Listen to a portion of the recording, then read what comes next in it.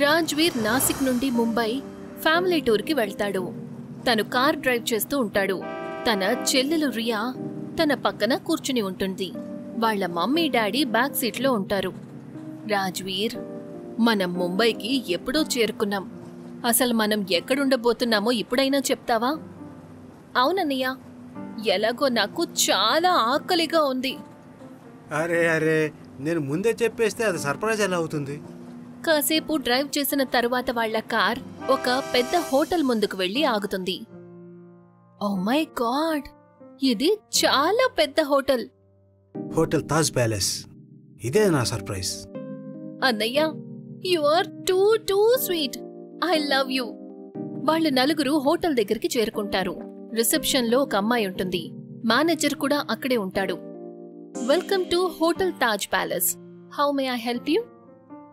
మాకు ఒక family room కావాలి. అక్కడ మేము ఇవాళ రాత్రికి ఉండాలనుకుంటున్నాం. Yeah, sure. రిసెప్షనిస్ట్ రాజ్వీర్ కి తాళమిస్తాడు. వాళ్ళు నలుగురు తమ లగేజ్ తో ఒక గదిలోకి వెళ్తారు. అందులో 4 బెడ్స్ ఉంటాయి. వావన్నయ్య, నువ్వు నిజంగానే చాలా మంచివాడివి. నాకే హోటల్ అంతా తిరిగి చూడాలనుంది. నేను వెళ్ళిరానా? లేదు లేదు, నువ్వు ఒంటరిగా వెళ్ళకూడదు. నేను నిన్ను తీసుకెళ్తాను. తన పేరెంట్స్ ని గదిలో వదిలేసి రాజ్వీర్ ఇంకా రియా గదిలోంచి బయలుదేరతారు. ఈ హోటల్ ఏదో భవనంలాగా ఉందన్నయ్యా. అందుకనే నేను అనుకున్నాను మనం ముంబై అంతా చూసేంతవరకు ఇక్కడే ఉండాలి అని. అప్పుడే రాజ్వీర్ కి కొంత దూరంలో ఒక అమ్మాయి కనిపిస్తుంది. తన అందాన్ని చూసి రాజ్వీర్ ఆశ్చర్యపోతాడు. అలాగే విచిత్రంగానూ అనిపిస్తుంది తను పెళ్లికూతురు బట్టల్లో ఎందుకుంది అని. అరే రియా, నువ్విక అమ్మా నాన్నల దగ్గరికి వెళ్ళు, నేను ఇప్పుడే వస్తాను. అమ్మాయిని చూడగానే నన్ను పంపిస్తున్నావు కదా? స్టూపిడ్, సైలెంట్గా వెళ్ళి ఇక్కడి నుంచి. నేను ఇప్పుడే వస్తాను. సరే. ఆ మాట చెప్పి రియా అక్కడ్నుంచి వెళ్ళిపోతుంది. ఇక రాజ్వీర్ ఆ అమ్మాయి దగ్గరికి వెళ్తాడు. ఎక్స్క్యూజ్ మీ, నా పేరు రాజ్వీర్. మీరు? నా పేరు సుమిత్ర. ఈ హోటల్లో మీ పెళ్లి జరుగుతుందా? లేదు, నేను కూడా మీలాగే ఈ హోటల్లో ఉంటున్నాను. ఏమైంది? ఎందుకు నవ్వుతున్నారు?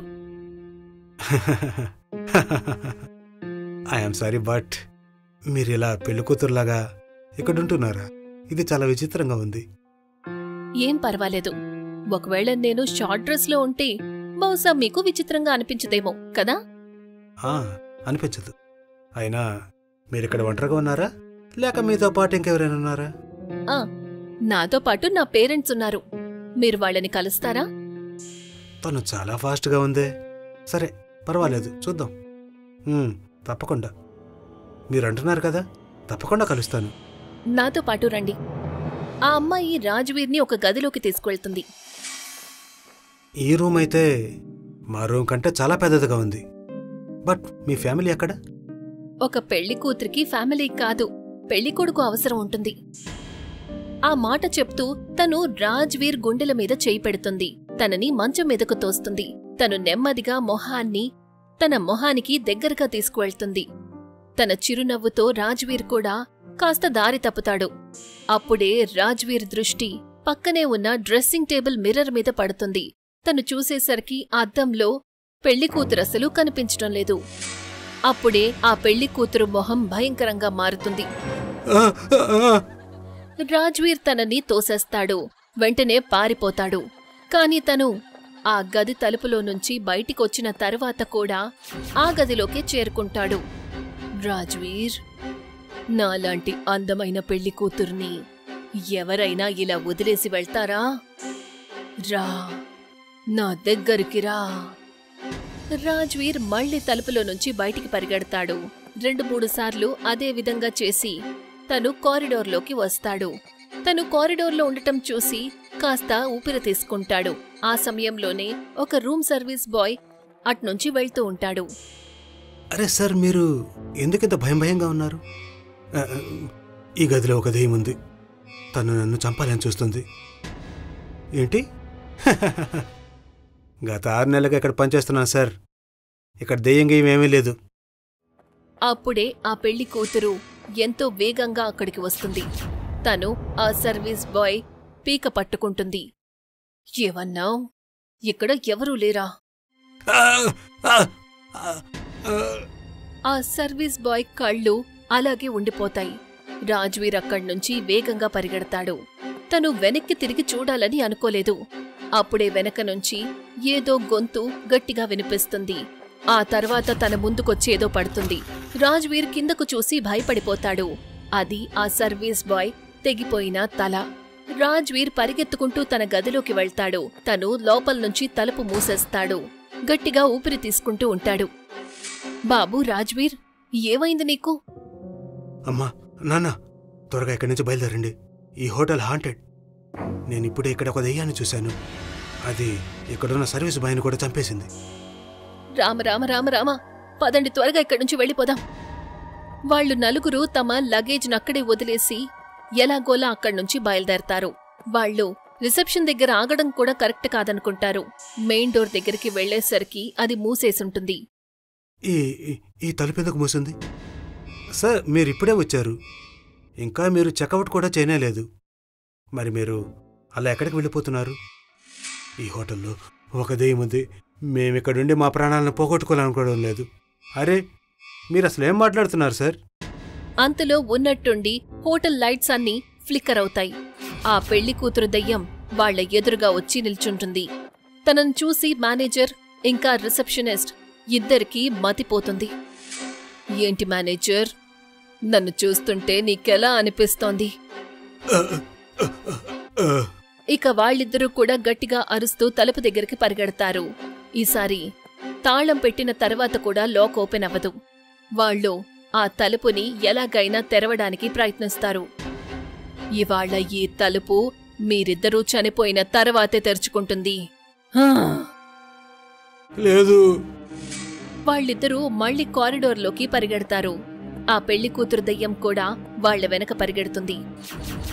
తను వాళ్లని పట్టుకోబోతుంది. అంతలోనే వాళ్ళిద్దరూ ఒక గదిలోకి వెళ్తారు. అక్కడ ఒక మందిరం ఉంటుంది.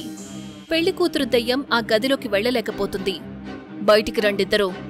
ఎంతసేపు లోపల దాక్కుంటారు? నేను మిమ్మల్ని వదిలిపెట్టను. రాజ్వీర్ ఇంకా తన కుటుంబం పూర్తిగా భయపడిపోయుంటుంది. ఆ దెయ్యం మళ్లీ తిరిగి వాళ్ల దగ్గరకొస్తుంది. మీరు వెళ్లి వాళ్లని బయటికి తీసుకురండి, లేదంటే మీలో ఎవ్వర్నీ వదిలిపెట్టను. సుమిత్ర, మేమసలు నీకేం అన్యాయం చేశాం? నువ్విక్కడ ఎప్పటి నుంచి ఉంటున్నావు? ఇక్కడ అసలు ఎందుకున్నావు? మాకసలు అర్థం కావడం లేదేమి. నువ్వు మమ్మల్ని ఎక్కడి నుంచి వెళ్ళనివ్వు ప్లీజ్. నేను మిమ్మల్ని వెళ్లనిచ్చేదాన్నే, కాని ఇప్పుడు మీరు వెళ్లలేరు. నా దగ్గర రాత్రి వరకే సమయం ఉంది. ఒకవేళ వాళ్ళిద్దరూ బయటికి రాలేదో తెల్లవారేక నేను వాళ్లని చంపలేను. కానీ అసలు నువ్వు ఎందుకు వాళ్ళని చంపడానికి ఇంత ఆతృతంగా ఉన్నావు? ఆ పెళ్లి కూతురు దెయ్యం తన కథ గురించి చెప్పటం మొదలు పెడుతుంది. కిందటి నెల తను తన భర్తతో ఆ హోటల్కి వెళ్తుంది. నరేష్, మనం పారిపోయి పెళ్లి చేసుకున్నాము, ఇక్కడికి వచ్చాము. కాని తెల్లారిన తరువాత నువ్వు నన్ను ఎక్కడికి తీసుకెళ్తావు? అరే, ఇవాళ రాత్రికి మనం ఇక్కడే ఉండాలి. ఆ తర్వాత మనం ఢిల్లీ వెళ్ళిపోదాం. అక్కడ ఒక మంచి ఫ్లాట్ తీసుకుని ప్రశాంతంగా ఉండొచ్చు. అతను అలా చెప్పగానే తను తన ఇంట్లో ఉన్న నగలు ఇంకా డబ్బులు తీసుకుని వచ్చేస్తుంది. తనతో పాటు కొత్త జీవితాన్ని మొదలు పెట్టాలనుకుంటుంది. కాని అర్ధరాత్రి వేళ తనకేం జరిగిందంటే దాని గురించి తను అస్సలు ఊహించలేదు. డియా, నువ్వు నా కోసం ఎంతో డబ్బుని అరేంజ్ చేశావు. నేను జీవితం అంతా ప్రశాంతంగా సంతోషంగా గడిపేయచ్చు. నువ్వు ఏం మాట్లాడుతున్నావు నరేష్? ఇక నాకు నీ అవసరం లేదు. తను నా కడుపులో కత్తితో పొడిచి నన్ను అంతం చేశాడు. ఈ రిసెప్షనిస్ట్ ఇంకా మేనేజర్కి ఆ విషయం తెలిసింది. అప్పుడు వీళ్లు కూడా దాన్ని దాచిపెట్టడానికి నరేష్ దగ్గర డబ్బులు తీసుకున్నారు. నా శవాన్ని దాచిపెట్టేశారు. నా ఆత్మ అప్పట్నుంచి ఇక్కడే తిరుగుతోంది. కాని నాలో శక్తులు లేవు. ఇవాళ అమావాస్య రాత్రి, అందుకే నాకు ఎన్నో శక్తులు వచ్చాయి. నీకు చాలా అన్యాయం జరిగింది. కానీ ప్లీజ్ మమ్మల్ని వెళ్ళనివ్వు. మేము నీకు సాయం ఏమీ చేయలేము. ఒకవేళ నువ్వు నాకు సాయం చెయ్యాలనుకోకపోతే ఇదిగో. తను రియాని పట్టుకుంటుంది. అమ్మా రియా, వాళ్ళిద్దరినీ బయటికి తీసుకురా, లేదంటే నేను తనని ఇప్పుడే చంపేస్తాను. వద్దు, నేనిప్పుడే వాళ్ళని తీసుకొస్తాను.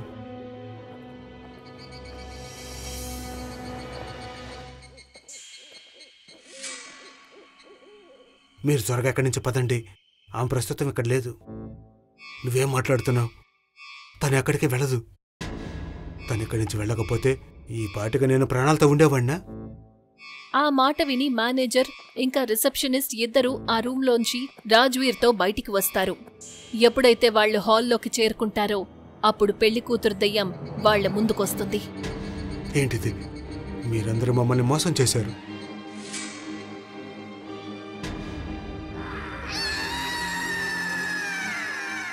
మమ్మల్ని వదిలే, మేము నీకు సాయం చేశాం కదా. పెళ్లి కూతురు దెయ్యం వాళ్ల వైపు చూస్తుంది. అప్పుడే తలుపులు వాటంతటవే తెరుచుకుంటాయి.